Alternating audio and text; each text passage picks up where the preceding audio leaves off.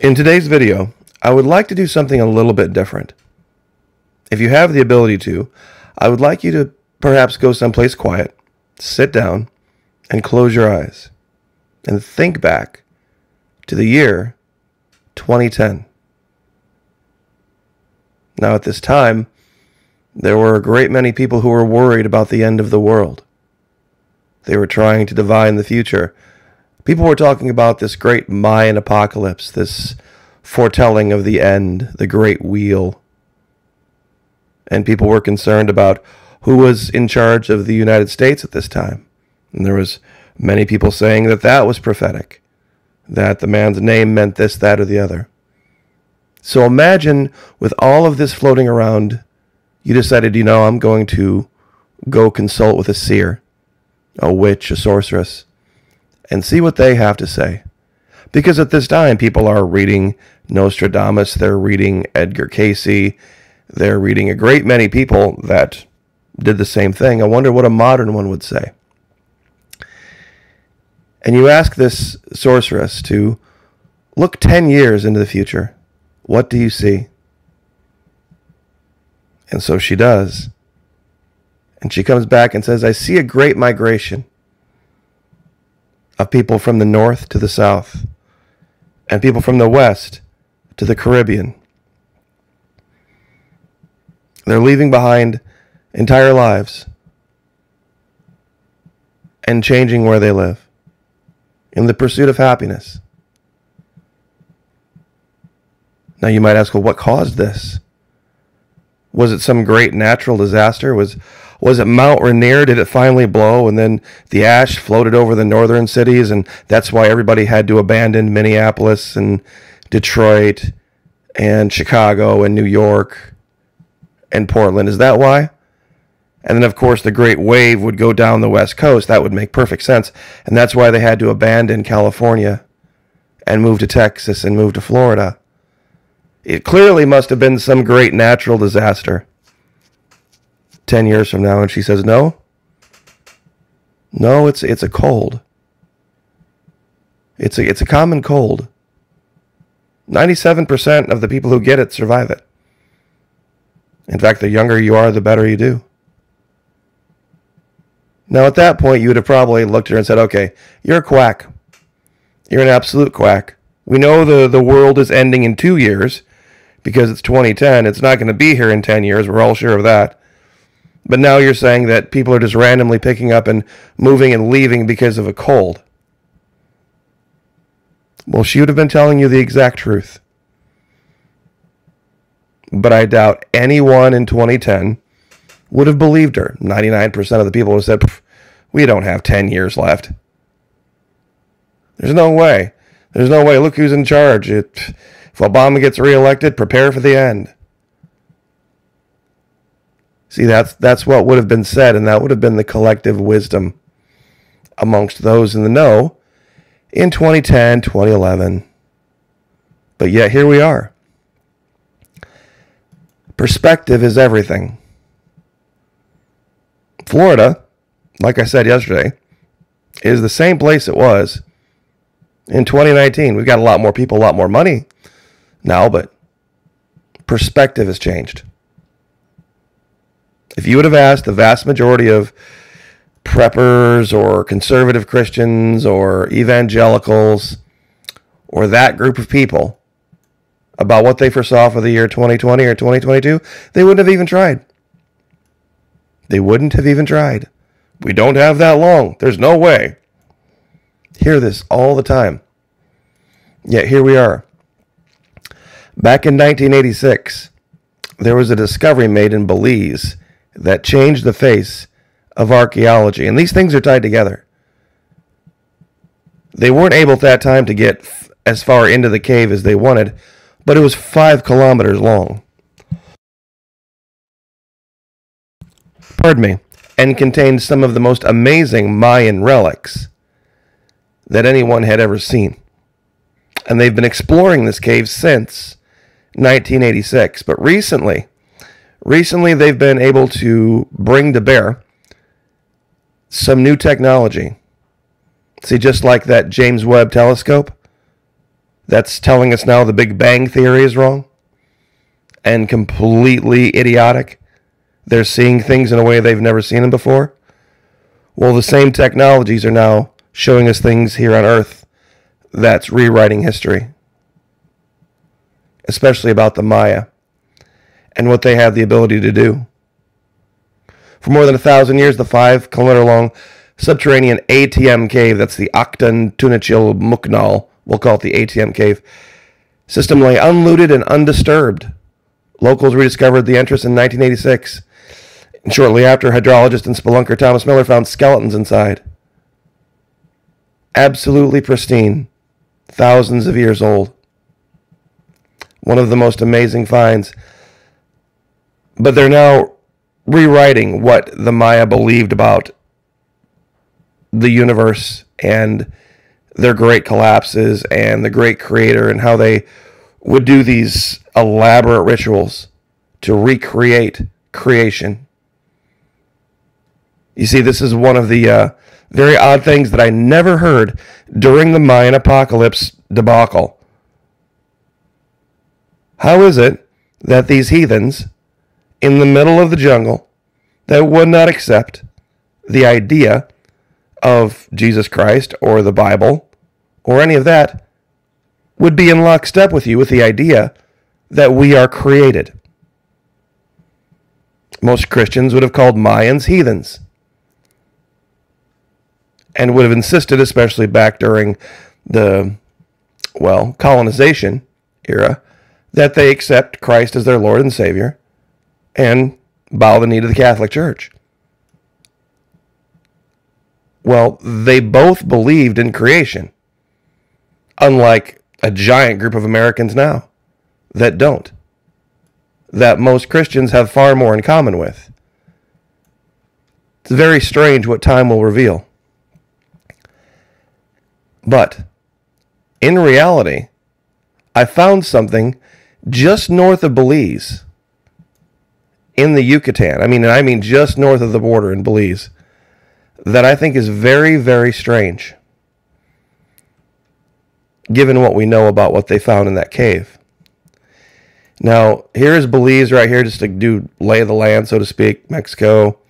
This is the Yucatan Peninsula. Belize is right here. Here's Guatemala. And just north of this, way out in the middle of nowhere, I found this very strange pool of water that, for all intents and purposes, is square.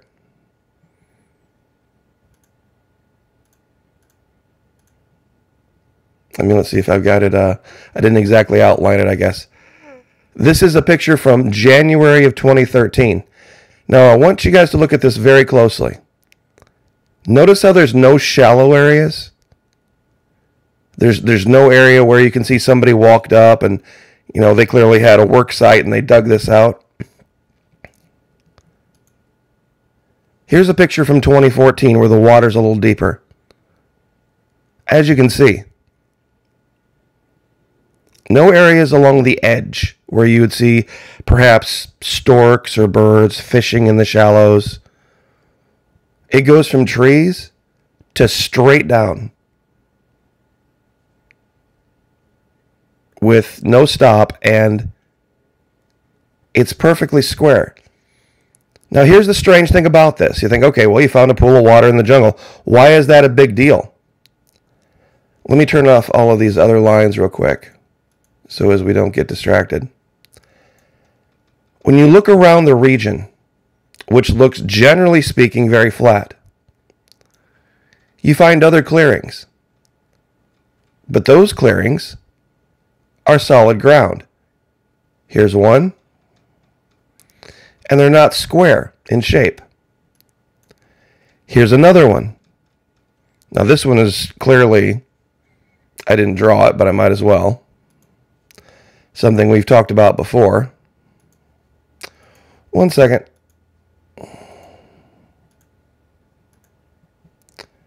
Let's see if I can. It's been a while since I've done this stuff with Google Earth Pro. Give me 1 second here. Here we go.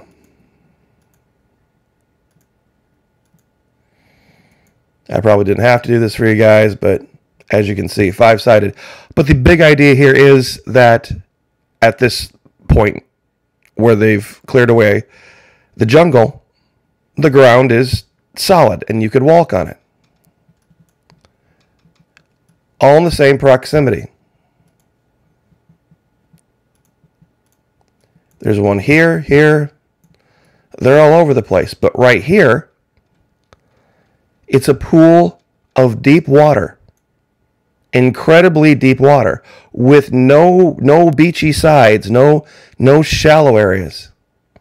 Let's go back to 2013. And, very strangely, if you look super close, there's something active in the water, under the water, disturbing the water in this pool. Now, this is clearly not an impact crater, because we see most impact craters are round, not square. But something's big enough to be living in here,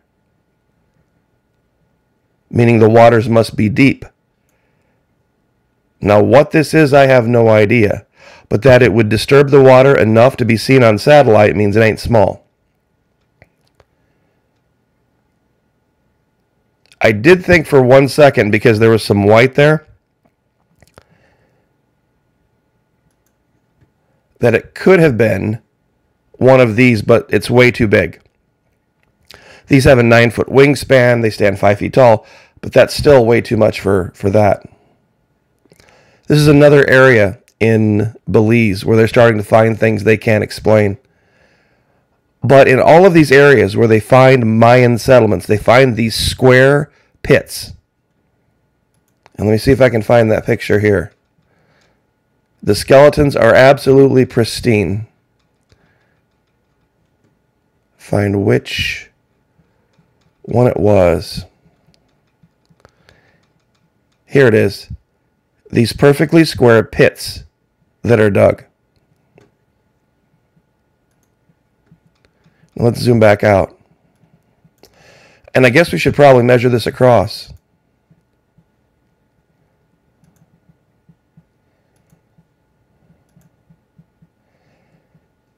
It's about 218 feet across. So 200 feet by 200 feet. Nobody came out here with shovels and did this. That's just way too big. It's 2/3 of a football field in both directions. In meters, we might as well do it in meters. I know I have a lot of folks out there who use meters. 64 meters across. Both directions basically. So big and deep and inexplicable. So likely, very, very likely, this is part of a larger complex. And you look at this lighter area, it's easy to mistake this for like clouds. These are clouds over here. But this lighter area, when you zoom in, you can definitely see there's a difference in the trees. See how they're denser? And that is also more evidence to me that this watering area would have been central to some type of a settlement here in Belize. See, for me, I have kind of a very strange outlook on all of the disasters and gloom and doom they predict for the future. Those who were writing this article about these finds were just very upset about the amount of farming that's going on. Well, farming is discovering a lot of this stuff. The farmers are the ones that are out working and toiling these fields and cutting down the jungle to feed people, and they come across stuff and they report it. And so they're basically doing the archaeologist work for them. And as far as the whole glacier thing, melting and sea level rise 2 feet, the things they're going to discover in Antarctica, I think, are going to make this look like nothing. But I really want folks to think about this critically. Because I know it seems like a very strange thing to do. Even Solomon consulted with witches and with fortune tellers. And that was also something else, too, by the way, that I thought was very odd. There were a lot of Christians talking about Bible prophecy, in the same breath talking about Edgar Cayce prophecy and Nostradamus prophecy, and there was another actual witch, the one that foretold cell phones. I'm trying to remember her name. About people would talk into stones, and it would transmit around the globe, predicted the web. I can't remember her name now. But they would talk about this all interchangeably. Witches and seers and prophets, biblical and non. And they were all in consensus that the world was going to end, what is it now, 12 years ago? 10 years ago. That we were all going to be gone, 2012, and mine apocalypse. Total collapse of everything. No such. 4 years later, they were just enamored with, well, a former liberal out of Manhattan. But could you imagine? Could you imagine if I had told people then, back during the Tea Party era, yeah, you know what? Honored guest at Bill and Hillary Clinton's wedding is going to be your choice for president. You're going to love the guy. Hangs out with Epstein. Hangs out in southern Florida. Oh, and his wife is 25 years younger than he is. Super good guy. You're going to love him. Liberal for 25, 30 years? Nah, no big deal. You're going to vote for him. See, you would have looked at me like I was Looney Tunes, like you would look at this scryer, this witch. The one that told you that there was going to be a vast migration of peoples from the west and the north into the Caribbean and into the south. Which is ironic because people love to talk about the great invasion from the south. All the people coming north. It's not the people coming north, it's the people going south. Going the other direction. That we need to pay attention to. So I'll leave it there. I'll leave you the Google Earth Pro location so you can go take a look at that area for yourself. But global warming, what's happening with our planet, the future, there's always two sides to it. There's going to be some neat things discovered and some interesting stories of history. Imagine, and I'll leave with this, imagine telling somebody 10 or 15 years ago that the Big Bang Theory, creation theory of the universe, creation, however they want to call creation, theory of the universe, was going to be debunked by science itself by a telescope. Pretty amazing. I will leave it there. God bless. Have a happy Sunday. Like, share, subscribe. We'll see you guys next time.